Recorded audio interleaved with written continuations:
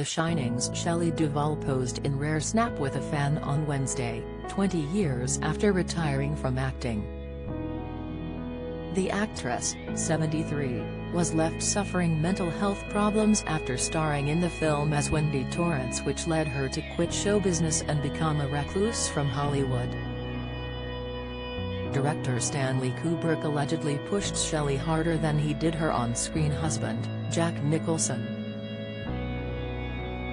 Shelley famously played the wife of Jack's character Jack Torrance, who goes insane while inside a snowed-in resort hotel, in the 1980s movie. The star looked casual in the snap, wearing a grey jumper as she beamed next to the fan. Shelley, who once had jet black hair, sported short grey locks and had a tooth missing at the front of her mouth.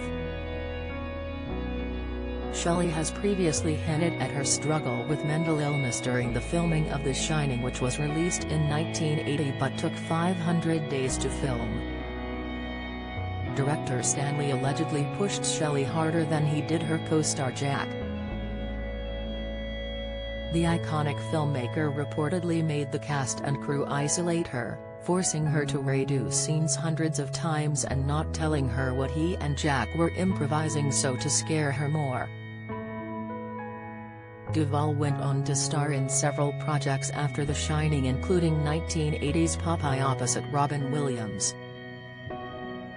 However, she has not worked as an actress since 2002 and opted to move from Studio City, California to Texas 27 years ago.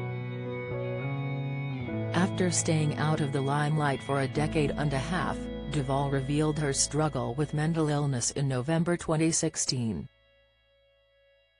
Last year, Shelley gave a very rare interview where she talked about her iconic role in the film, revealing that she would spend days on set of the film crying.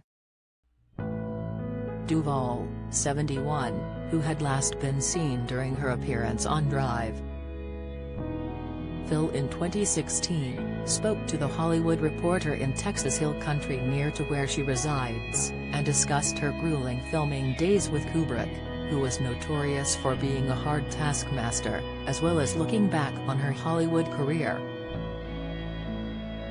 Duvall explained that she constantly had to get her mind in a state of panic to get into character for the filmmaker.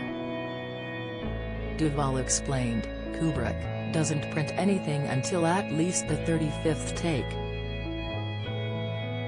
35 takes, running and crying and carrying a little boy, it gets hard. And full performance from the first rehearsal. That's difficult. She said that she would put on a Sony Walkman and listen to sad songs or just think of unhappy memories to get into the proper headspace to play Wendy Torrance. Duvall said, you just think about something very sad in your life or how much you miss your family or friends. But after a while, your body rebels. It says, stop doing this to me. I don't want to cry every day. And sometimes just that thought alone would make me cry. To wake up on a Monday morning, so early, and realize that you had to cry all day because it was scheduled, I would just start crying. It'd be like, oh no, I can't. And yet I did it. I don't know how I did it. Jack said that to me, too. He said, I don't know how you do it. She was asked by THR if she felt like Kubrick had been unusually cruel or abusive toward her in order for her to achieve the desired performance for the film. Duvall answered, has got that streak in him. He definitely has that. But I think mostly because people have been that way to him at some time in the past. His first two films were Killer's Kiss and The Killing.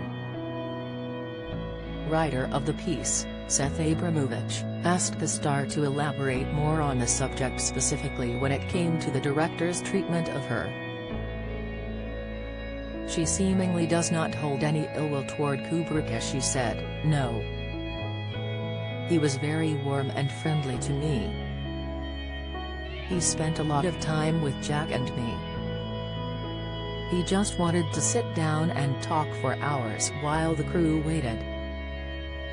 And the crew would say, 'Stanley, we have about 60 people waiting.' But it was very important work." However, fellow actress Angelica Houston, who was dating Nicholson at the time, recalls Duvall and Kubrick's interactions much differently. The 69-year-old actress said, "I got the feeling, certainly through what Jack was saying at the time, that Shelley was having a hard time just dealing with the emotional content of the piece. And they didn't seem to be all that sympathetic. It seemed to be a little bit like the boys were ganging up." That might have been completely my misread on the situation, but I just felt it.